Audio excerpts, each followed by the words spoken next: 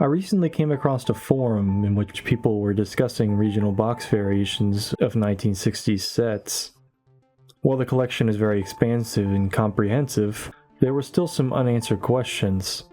They wondered why some LEGO sets from the 1960s had an alternative number on the box. It specifically applies to sets sold in the USA by Samsonite, as nowhere else in the world followed this practice. It's not a detail you think much about, but seeing people openly question this system, now I'm kind of curious what it means myself. No one knows what it means, but surely it wasn't meaningless. The issue is whether or not it's one that can be deciphered. Different from some of the other mysteries we've already explored, or will explore in the future, there's not one source I can dredge out to answer this question. It'll be much like the 022 doll furniture set, in that while we don't have sources to work with, that doesn't mean we're stuck without recourse.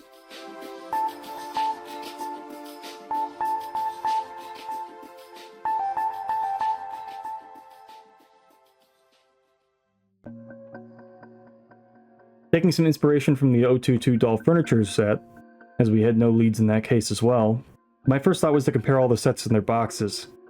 After all, it's easier to examine a system than each set individually. One of the first things I noticed was that the secondary number is only present on tabbed boxes, with some exceptions. Any model maker boxes with drawers, which were released in North America in 1967, or even tabbed boxes released in 1970, take for example the 346 Jumbo Jet or the 157 Auto Transport for example, do not feature this number. Only sets that were released in 1968 or were later updated and given a tabbed box feature this number. It seems this practice was only active from 1968 to 1969. So why are 1970 release sets missing this number? I'm not sure yet. They're both North American exclusives, so there's a possible connection, or exemption if the number is European related, to make there.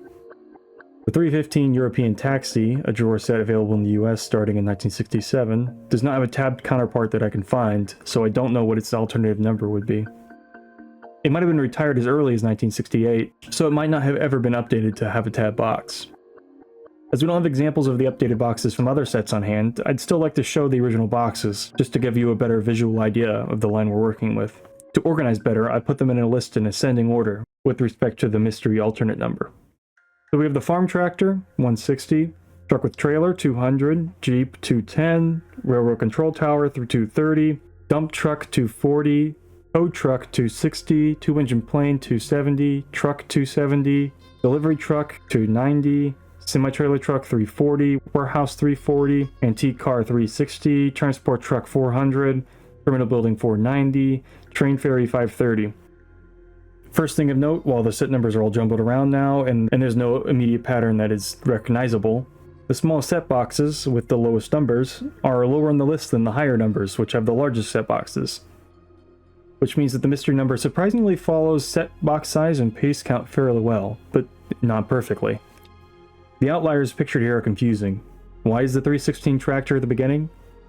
Why are sets like the 333 delivery truck with 68 pieces above the 317 truck, which has 124 pieces? It's not related to weight, as the 341 warehouse weighs much more than the 329 antique car. The numbers can't be Samsonite's own unique identifier system either, as two of the numbers repeat. The 322 engine plane and the 317 truck both share 270, and the 334 semi-truck trailer and the 341 warehouse both share 340. And that last example is especially confusing as I thought about it. After all, the warehouse is close to double the number of pieces the semi-truck trailer has, and yet they share the same alternate number. And another thing with the 319 truck with trailer at 200, and why is it slightly lower than the 330 Jeep at 210? It's not related to themes, as the railroad accessory sets are strewn about. It could be pricing, but unfortunately individual prices of many of these sets are widely varied, hard to track down, and most sources don't typically list more than a couple at a time, which makes it really hard to gauge relative prices fairly. What's interesting to me is that if we assume this to be a scale related to size and pieces, the 1967 drawer sets seem to be assigned to much lower alternative numbers than we expected. Same with the railroad sets, where you'd assume the base plate and the footprint would skew the number. They're just built with basic bricks and plates, however, which is a feature shared with the 1967 drawer sets. So maybe it is a scale after all, but it's not related to a simple number like piece count or weight, as those are easily quantifiable and wouldn't need the implementation of a separate system. Rather, I think we're onto something. Take for example all the sets with steering gears and specific car accessories that did not exist in North America prior to 1968. All those sets have fewer pieces, yet higher numbers. If sets like the railroad control tower or the truck with trailer didn't need parts imported, but sets like the tow truck and dump truck did, that explains why they have higher scores comparatively. That's a neat idea, but it would take an immense amount of effort to outline exactly how all that would work on paper, and we might still be incorrect. I want to know for certain. Inventory a few of the smaller sets. Don't worry about colors, just individual lots of pieces. For example, 7 1x2 bricks, 8 1x6 bricks, etc. Then we need a system to take that inventory and find the total calculated value for the set depending on the inventory. What will that value be based on, you ask? In this system, we're going to take each brick, plate, and window in a particular set and, depending on its size, output an appropriate weight. So for example, for each 2x4 brick, we'd multiply 2 by 4 and add 8 to the total. For each 2x4 plate, we do the same, but divide 8 by 3, as the plate is 1/3 the height of a brick. For specialty pieces, we're going to have to do some guesswork. It's not a blind process, as we're not assigning values arbitrarily or unfairly, but instead by relative size and complexity of the pieces as compared to a normal brick or plate's weight. It's speculative, but it's just the reality of the process. I prototyped that all up with a Python script, and this is our first output. Not great, not terrible. Interestingly, the older 1967 sets were generally scoring higher than 1968 sets, mainly due to bricks and plates having significant weight. With some tweaks to specialty piece weights, I continued to refine the model. Generally, I avoided changing anything just to simply fit the alternative number, as that would obviously lead to bias and make our model useless. Instead, if there was a logic that could justify a weight being increased, I did so, such as assuming the unique spoked wheels for the Jeep and the antique car had to be imported. I don't know that happens, but it does not seem that Samsonite had those molds prior to 1968. The big improvement came from thinking about set inventories. It's generally unfair to weigh 20 of the same part as individuals with all the same value, so I implemented a value decay. That is, the first part is 100% of its assigned weight, and each subsequent part is worth 85% of that last value.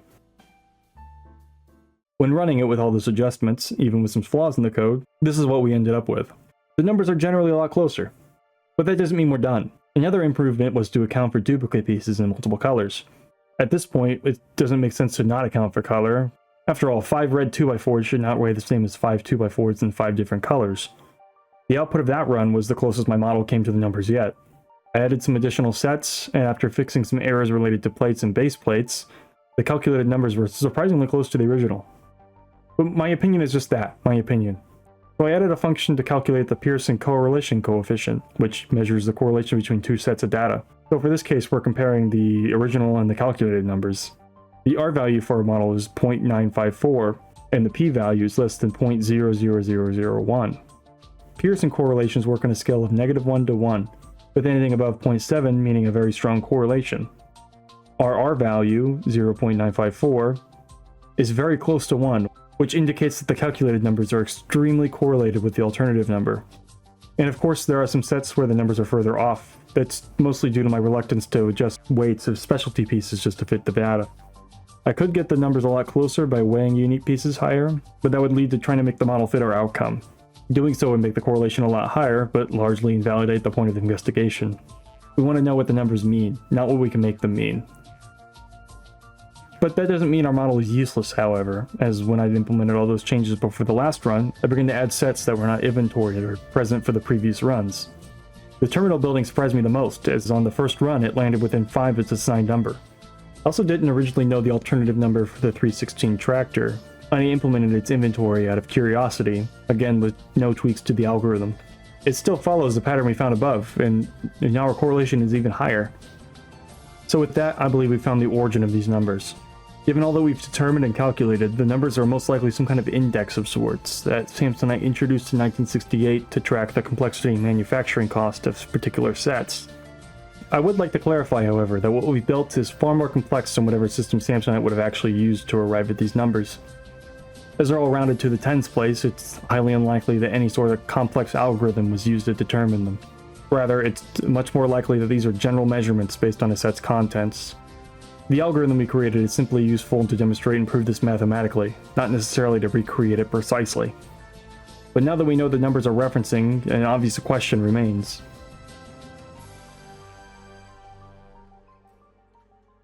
I've not seen them referenced or used anywhere on documents or anything, and I wouldn't say my coming answer is definitive as to why these numbers exist. But it's important to have the appropriate context for this time period in particular. Samsonite had both included and excluded prices from both boxes and brochures through 1961 through 66. Sometimes it's just unable to make up their minds. But starting in 1967, prices were removed from even pack-in brochures, instead of just listing the sets and not their recommended retail price. So the only explanation I can think of, the only reason why there would be a public-facing mystery alternate number that correlates strongly with the production cost of a specific set, would be that it was pricing related, replacing an old system with a hidden new one. The displayed number would just need a decimal to become the retail price. So $2.70 becomes $2.70. But how can we corroborate this? Earlier we pointed that prices are very often hard to track and evaluate consistently. So what can we pull from? Take for example this 1967 Hawaii dealer cost sheet from Brick Fetish.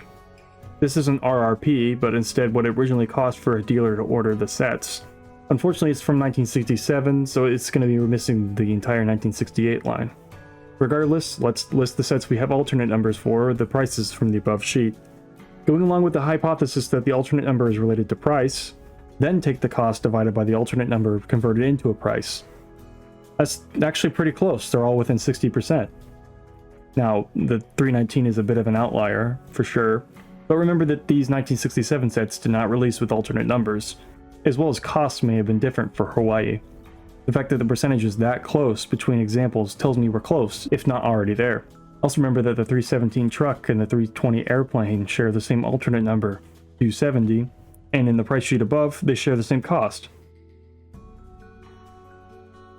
So when I originally recorded this, I didn't think I had any more recourse left. But for some reason I didn't think to check the Hawaii cost dealer sheet for sets that we know the retail price of. And lo and behold, that was our answer.